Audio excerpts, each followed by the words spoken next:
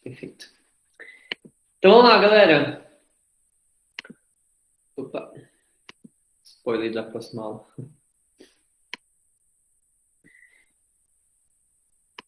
Então, questão 27 aqui da prova da Unil de 2020, tá? Essa organela apresenta estrutura membranosa e é abundante em células de função secretora. A sua função, entretanto, não está ligada à produção e secreção de proteínas, mas sim à concentração, modificação e eliminação dessas secreções, tá? Pessoal, eu já vou perguntar para vocês o que a gente eliminaria ali, por exemplo, que ele não produz proteína. Qual é a organela que é responsável pela produção de proteínas dentro da membrana plasmática? Quem é que lembra? Cadê o chat? Nossa, professor, acabei de chegar, já começa assim. Os ribossomos, né? Então, se ele estivesse perguntando qual organela que faz esse papel de produção, a gente pensaria nos ribossomos e pensaria também no retículo endoplasmático rugoso, porque ele é constituído de ribossomo, né? Ou granular, tá bom? Então, é uma organela que armazena essas proteínas e elimina elas. Tá fácil, né? E ele me dá uma última dica, que é o seguinte. Nos espermatozoides dá origem a uma estrutura denominada acrossomo. Poxa, galera, essa é fácil, né? A gente sabe que a resposta é o quê? Complexo de Golgi. Mas vamos fazer uma revisãozinha aqui sobre as organelas? Rapidinho.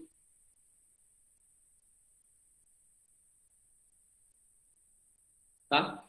Então, pessoal, vamos lembrar o seguinte. Quando a gente pensa nessa questão das organelas, tá? Eu quero que vocês entendam que são como se fossem frações ali do citoplasma, tá? Então, cada uma vai ter uma função ali para conseguir manter o metabolismo daquela célula funcionando, tá? E quando a gente pensa em célula, vocês sabem que existem células procariontes e eucariontes, né? As células que são procariontes, elas vão ter uma estrutura um pouco mais simples, até porque elas não têm um núcleo organizado, diferente das eucariontes, que vai ter um núcleo organizado, e isso permite com que essa organela, essa célula, né, de fato, ela tenha mais organelas, tá? Então, as procariontes, pessoal, basicamente elas vão ter o quê?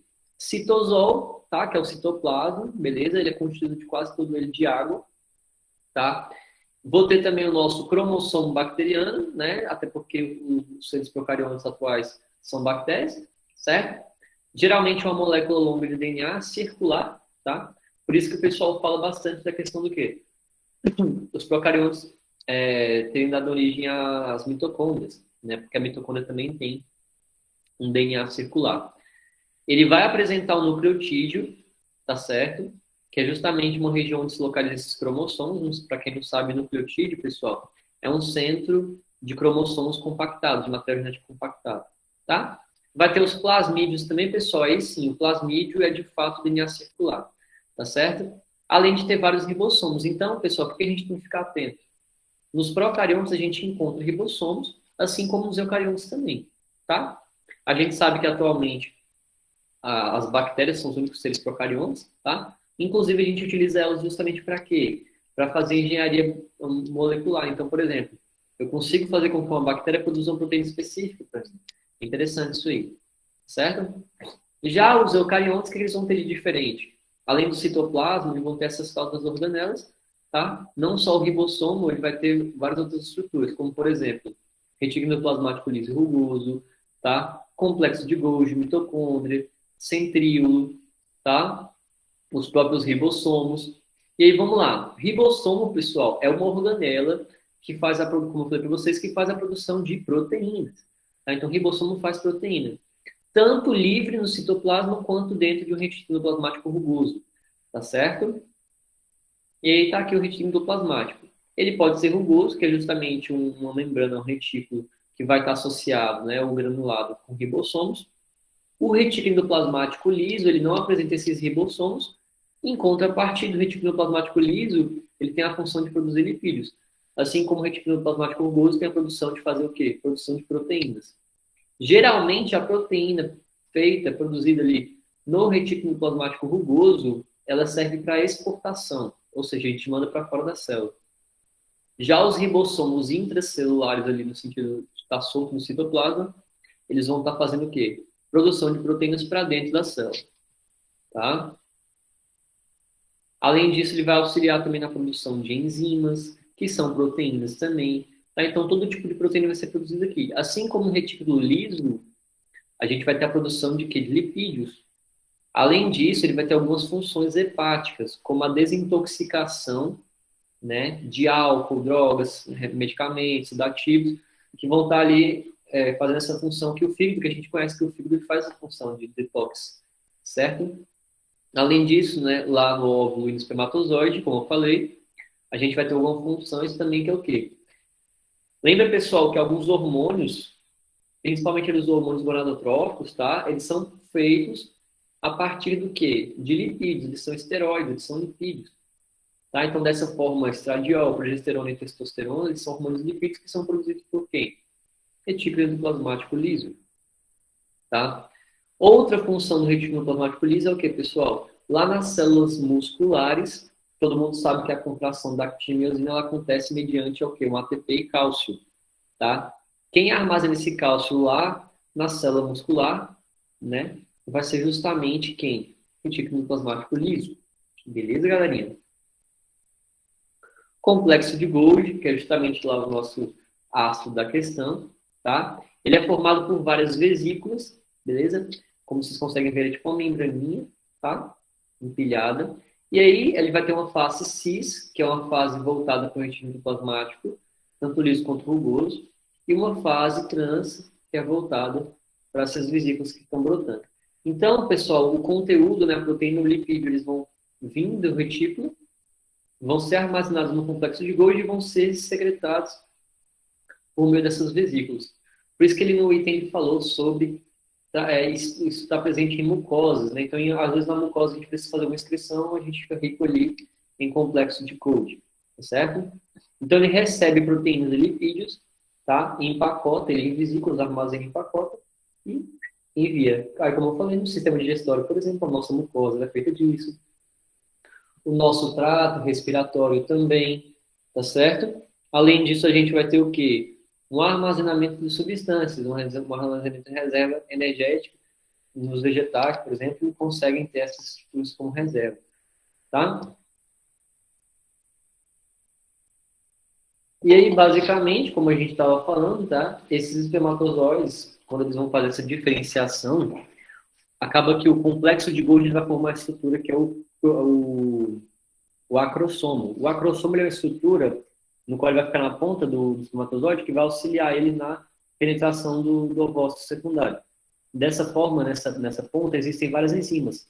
Lembra que a gente vai ter aqui no complexo de Golgi a excreção dessas enzimas? Então, ele vai ficar nessa pontinha e vai auxiliando nesse processo.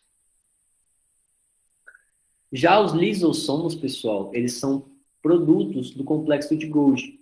É como se essas membranas tivessem se desprendido, ricas em enzimas dentro. Tá? Não é à toa que o acrossomo ele é cheio de enzima, né? Porque ele é feito de complexo de Golgi. Então, essa bolsa solta do complexo de Golgi com enzimas dentro é o lisossomo, tá? E aí, pessoal, a gente basicamente tem alguns lisossomos que são primários, tá? Que eles ficam aguardando uma certa atividade digestória. Então, por exemplo, eu quero liberar alguma enzima específica para digestão, então a gente vai e consegue ali a partir do momento que tá com necessidade. Já os lisossomos secundários, ou a gente chama de vacúolo digestivo, tá? A gente vai fundir justamente essas membranas, então fica uma coisa maior, assim, tá? Com esses materiais. Então, basicamente, existem os lisossomos primários, que eles são menores, eles estão ali em atividade, e o lisossomo secundário é o vacúolo digestivo, tá? A gente vê muito isso, por exemplo, em protozoário, né? Que também é uma célula cariôtica, tá? Tem lisossomo que às vezes atua, por exemplo, um anfíbio, fazendo o quê? Fagocitose ali da cauda. Certo?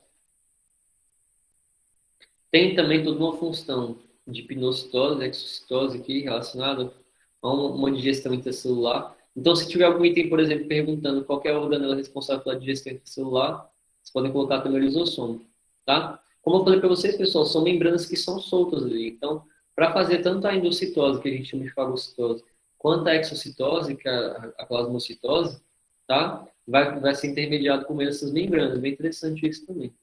E aí, uma bolsa dessa específica é o peroxissomo, tá? Porque dentro dele tem algumas enzimas mais específicas ainda, que são o quê?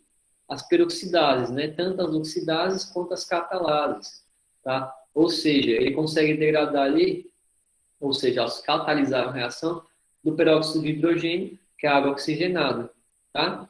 E aí parece besta, tá? Mas a água oxigenada é altamente tóxica para o nosso organismo, tá? Então, por exemplo, quando a gente precisa da ação dessa enzima, em uma situação no qual você está fazendo uma degradação de triglicerídeos, você acaba liberando muito ácido graxo e muito glicerol no seu organismo, porque está quebrando. Dependendo do tamanho da cauda desse ácido graxo, dependendo do tamanho dele, ele precisa fazer um ciclo chamado ciclo de Line, tá? Que é a beta-oxidação.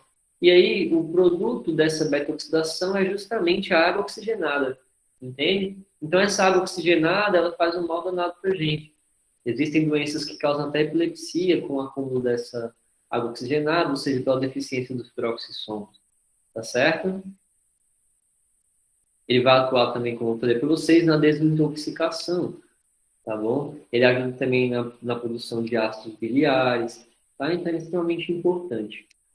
Já os centríolos, pessoal, os centríolos são esses túbulozinhos que vão formar justamente os microtúbulos, tá? Esses microtúbulos, eles vão auxiliar em toda a movimentação ali intracelular. A gente lembra muito dele na época de ver a divisão celular, na verdade. Então, na época de divisão celular, a gente consegue ver a fibra do fuso sendo formada, o áster, né, que é aquele emaranhado de fibras ali, tá certo? Então, fibras do fuso, o áster, beleza? A gente tem, por exemplo, né, na formação de espermatozoide, vai formar um flagelo para locomoção. Em algumas mucosas, né, em partes do nosso organismo, a gente vai ter os cílios sendo formados, como por exemplo na traqueia, tá?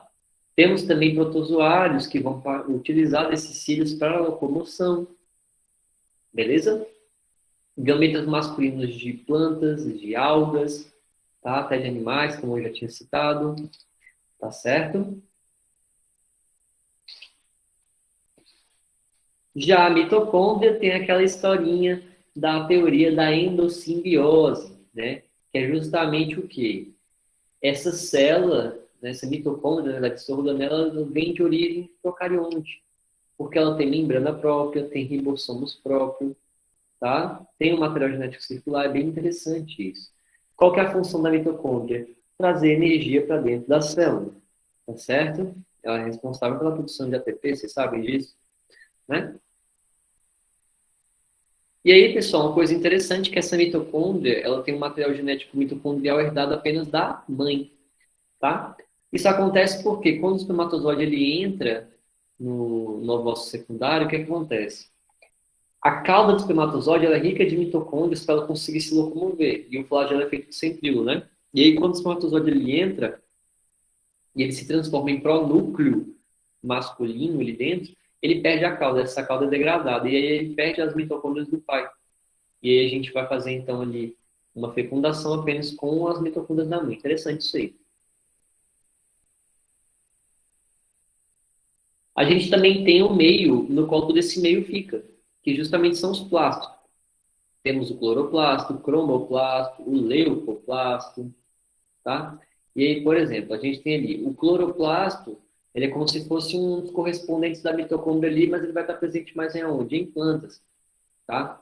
Ele vai fazer tanto aquela captação da energia luminosa, né, que a gente chama de ciclo claro, tá? Para fazer a produção de matéria orgânica, que é o ciclo de Calvin, certo? Então, lembrar que seres fotossintetizantes, eles vão ter justamente o quê? Essa clorofila, tá? A clorofila, pessoal, vocês sabem que é o contrário da respiração celular, né? A fotossíntese, ela vai fazer o quê? Pegar 6 moléculas de gás carbônico com água, junto com a luz do sol, e transformar em glicose, oxigênio e água, certo? Já na respiração celular, a gente vai ter o quê? O ATP, água e gás carbônico, né? Sendo formados a partir do quê? A partir da glicose e do oxigênio. Beleza? Já os cromoplastos, eles são responsáveis justamente por apresentar pigmentos, né? Por exemplo, as células da nossa pele, ela tem alguns pigmentos de carotenoides e alguns pigmentos de melanina, tá? Cenoura, o Trump, né, dos Estados Unidos lá. Já o leucoplasto, tá? Ele vai ser um plasto sem pigmento, tá? Geralmente ele está presente em raízes que são mais tuberosas, né? Tipo batata, por exemplo, né? Vai servir justamente para fazer o quê? Armazenamento de polissacarídeos, né? De amido, certo? Lembra do vacúolo que a gente estava falando lá em cima, né? Que é um lisossomo secundário, como se fosse. Na célula vegetal a gente existem os vacúolos que vão justamente o quê? Deixar ali dentro dele alguns sais minerais, alguns açúcares, algumas proteínas, água, tá? Em sua grande maioria. Beleza? Então ele vai conseguir fazer uma reserva ali em forma de vacúolo. Bem interessante isso aí. Esse vacúolo, como ele é rico em água, ele vai fazer toda uma regulação da pressão osmótica, ele vai armazenar várias substâncias soltas para o funcionamento e metabolismo da planta, tá? É reservatório também de algumas substâncias que fazem mal para a gente. Assim como aquela função que o lisossomo tinha de digestão intracelular, tá? Ele também faz essa digestão intracelular. Ele vai depositar também alguns pigmentos, que são antocianinas, tá? Algumas plantas também, elas conseguem ter uma espécie de defesa por meio desse processo de vacúolos. Perfeito? E aí fica fácil, né, galera, responder a questão. Olha só. Essa organela apresenta estrutura membranosa e é abundante em células com a função secretora. Sua função, entretanto, não está ligada à produção de secreções de proteínas, tá? Mas sim com a concentração, modificação e eliminação dessas secreções. Nos espermatozoides dá origem à estrutura denominada acrosoma. Qual organela é essa, então, pessoal? Complexo de Golgi. Tranquilo, hein? Vamos para 28. O herpes neonatal é uma doença viral rara e, de acordo com a Organização Mundial da Saúde, OMS, ocorre aproximadamente em 10 a cada 10 mil nascimentos em todo o mundo. O bebê pode ser contaminado durante a gravidez ou na hora do parto.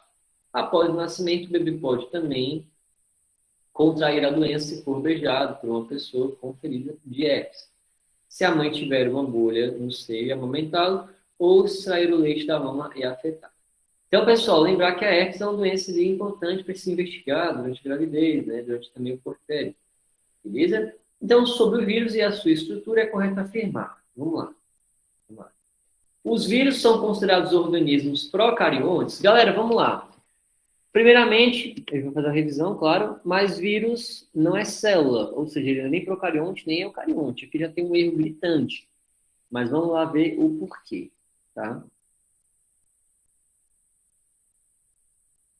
Então, vamos lá. De forma geral, tá? Quais são as características que a gente encontra nos vírus, tá?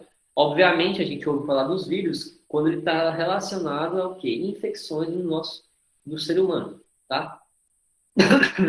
Mas, perdão, mas vegetais e bactérias também podem ser contaminados com vírus. Perfeito? Primeiro ponto que vocês têm que entender é o seguinte: vírus não tem metabolismo, tá certo? Ele precisa de uma célula hospedeira para conseguir funcionar, ou seja, ele depende de um outro organismo para isso. Por isso que ele é um parasita intracelular obrigatório, tá bom? Ele não consegue sobreviver, não consegue se desenvolver e se proliferar em ambientes que são extracelulares. Perfeito? Segundo ponto, algumas características são comuns em todos os vírus, tá? O que vocês têm que lembrar é o seguinte: o vírus, ele é feito de DNA e RNA, tá? Ele pode ser ou um ou outro, beleza? Nenhum outro organismo tem o material genético de RNA, tá? Isso a gente já vê algumas coisas assim, dá até alguns questionamentos em relação à origem, tá? Então lembrar disso. O vírus, ele pode ter o material genético de DNA ou RNA, tá? Vai variar bastante qual vírus a gente está falando. O tamanho e a forma também são diferentes, assim como a natureza do envoltório, né, que é envelope de capsídeo, que vai ter em todos os vírus. E o mais importante, o genoma deles geralmente é o quê? Muito simples. Tá bom? Então, se a gente fosse comparar aqui, mais ou menos, a comparação dos tamanhos, beleza? Como eu falei para vocês, o vírus ele tem várias formas. Ele é o menor organismo possível aqui, tá? E aí que é a estrutura básica dele, ó, que é ter esse envelope, o capsídeo, o ácido nucleico, que pode ser DNA ou RNA, e essa matriz proteica. Por quê? Ele precisa, quando ele entrar, ele precisa de um material genético e precisa de uma matriz proteica para conseguir, além de alguns ribossomos que ele vai utilizar da célula, para conseguir produzir mais proteínas para ele, porque a estrutura dele é proteica, basicamente, com o ácido nucleico do material genético, tá? Então, a estrutura básica deles é isso, é o ácido nucleico do DNA ou RNA, e o capsídeo, que é uma parte proteica ali, né, que vai estar constituindo todo o vírus. Além disso, a gente vai ter o envelope, que é uma estrutura que recobre esse capsídeo, tá bom? Que também é feito de proteína. A gente tem as espículas, por exemplo, que aí no caso já são glicoproteínas, que ficam do lado de fora assim, do vírus, justamente para a gente conseguir fazer algumas comunicações, tá? E é importante entender isso. Por quê? O vírus ele tem justamente essas estruturas aqui, ó, glicoproteicas ou proteicas, tá? Justamente para se comunicar com as células. Então, imagina como é que a célula infectada vai ser infectada por esse vírus. Eles vão se contaminar por meio de membrana, né? No caso do vírus aqui pelo capsídeo e a célula pela membrana. Então, essas estruturas se comunicam, elas se encaixam e isso permite a entrada desse vírus, a infecção desse vírus. Tá certo? Então, olha só que interessante. Sobre o capsídeo, a gente sabe que esses capsídeos ele podem ter o quê? Proteínas que são codificadas justamente por genomas virais, tá? Ele pode pode dar uma proteção, pode dar uma rigidez, uma simetria, tá? Então elas podem ter várias formas, é interessante isso. Beleza? Simetria, tá? Já além disso, a gente tem alguns outros vírus que são mais complexos, né? Ele vai ter uma bainha, vai ter uma fibra da cauda, um pino, uma placa de base, né? Além disso, a gente também, né, fala bastante sobre isso. Vocês já estavam até comentando com alguns outros professores sobre isso, né? Entenda o negócio, pessoal. O vírus, ele tem basicamente o quê? Ele não é um RNA ou um DNA único. Ele vai ter tipos de RNA e DNA. Por quê? Como ele é um organismo que infecta e vai utilizar do metabolismo de terceiros, né? Ele vai ter que produzir algumas estruturas de fita molde. Então, além do RNA dele normal ou DNA dele normal, ele vai ter sempre alguns RNAs molde para conseguir produzir mais rápido essa síntese proteica. É interessante saber disso, tá? E aí, como eu falei, essa parte aqui do envelope, ela é uma bicamada feita de proteínas, né, que vai estar protegendo aqui justamente o nosso vírus, tá? Outro ponto também interessante vocês saberem é o seguinte, tá? O vírus, como é que ele consegue, então, se multiplicar? Beleza, conseguiu entrar, então, penetrar ali na célula hospedeira. Como é que ele vai fazer? Tá? Ele vai ter alguns estágios e aí, dependendo de qual vírus é, ele vai fazer ciclos diferentes. Existem dois ciclos diferentes, que são o ciclo lítico e o ciclo lisogênico, tá? Está falando dos dois, obviamente. Beleza? No ciclo lítico, diferente do lisogênico, olha o nome, lisogênico, então a gente tem uma quebra do material genético. No lítico, a gente vai ter um rompimento da própria célula. No lisogênico, a gente vai apenas multiplicar uma célula que vai estar com o material genético modificado. Beleza? E aí, basicamente, o vírus ele vai ter um estágio de absorção, que é quando ele entra no nosso metabolismo, no nosso organismo, ele vai penetrar, essa penetração pode ser de forma direta, tá? E injetar o material genético lá dentro, fazer uma fusão dessas membranas, e ele vai conseguir fazer essa endocitose. Lá dentro, ele vai fazer com que a célula faça uma síntese de novos vírus, faça a montagem deles, depois esses vírus vão ser liberados, tá? Uma célula de replicação bem comum que a gente vê são os famosos bacteriófagos, né? Aqui, ó, como se fosse uma célula e os vírus contaminando ele, tá vendo? Eles se comunicam pela membrana e só injetam o material genético lá dentro. Lembrando que quando acontece a penetração, ó, é só o material genético que entra dentro da célula, a parte proteica fica de fora. Dessa forma, esse material genético vai ser responsável justamente por produzir mais proteínas. Ele vai ter as informações necessárias para essa proteína ser formulada, tá? Então, esse é o ciclo lítico, tá? Certo? Já o ciclo lisogênico, ele vai fazer o quê? Ele vai basicamente modificar só o material genético aqui, ó. E aí a célula fica se multiplicando, ela não rompe, diferente do lítico que ela rompe. O lisogênico ele só fica multiplicando a própria célula, certo? E como eu falei para vocês, tudo isso acontece por meio de comunicação entre membrana, tá vendo? Os spikes aqui do envelope, eles vão se comunicar aqui com as estruturas de membrana. A gente pode ter tanto uma fusão aqui da nossa membrana, como também a gente pode ter simplesmente injetando esse material genético lá dentro. Tá? Perfeito, galerinha? Então, assim, basicamente, para responder essa questão que tá fácil. Hein? Vamos lá. Então, vamos lá. Sobre os vírus e sua estrutura, é correto afirmar. Então, a questão fala sobre vírus. Os vírus são considerados organismos procariotos. Como eu falei para vocês, vírus não tem célula. Então, não tem como ser procarioto se ele não é célula. Tá?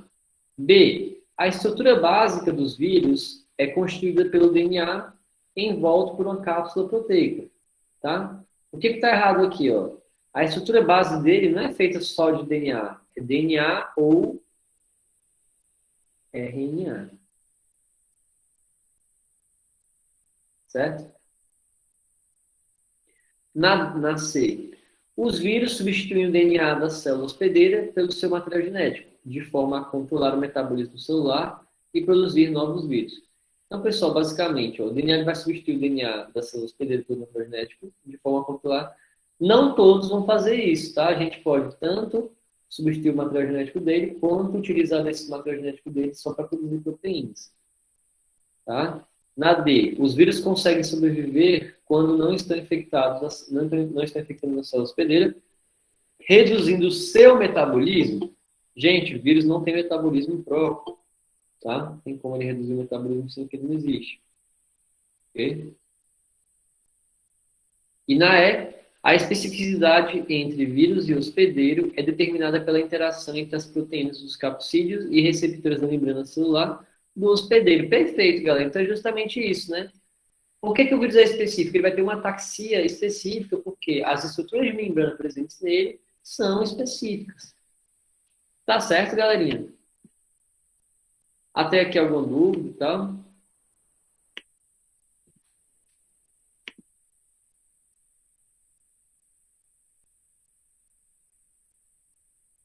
Perfeito.